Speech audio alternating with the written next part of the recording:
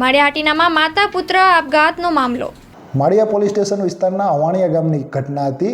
અવાણિયા ગામમાં વસવાટ કરતા મનીષાબેન કાળાભાઈ બાબરિયા અને તેમના પુત્ર રાજ કાળાભાઈ બાબરિયા બંને મા દીકરાએ આજે સાંજે 4 વાગ્યાના સુમારે ઝેરી દવા પી લીધેલી હતી.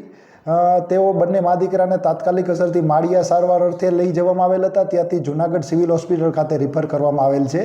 આ બનાવનું મૂળ કારણ પ્રાથમિક વિગતો મળ્યા મુજબ એવું છે કે આ બંને મા દીકરો છે કે આ ફેમિલી છે એ ખેતીના વ્યવસાય સાથે સંકળાયેલું હતું અને આજે તેઓ ચણાનો પાક લણવા માટે ખેતરે ગયેલા હતા. ચણાનો પાક ખૂબ ઓછો થયેલો હતો તેમજ આ કુટુંબની આર્થિક સ્થિતિ ખૂબ જ નબળી હોવાથી આ બંનેને લાગી આવતા આ બંને ઝેરી દવા પી લીધેલી હતી.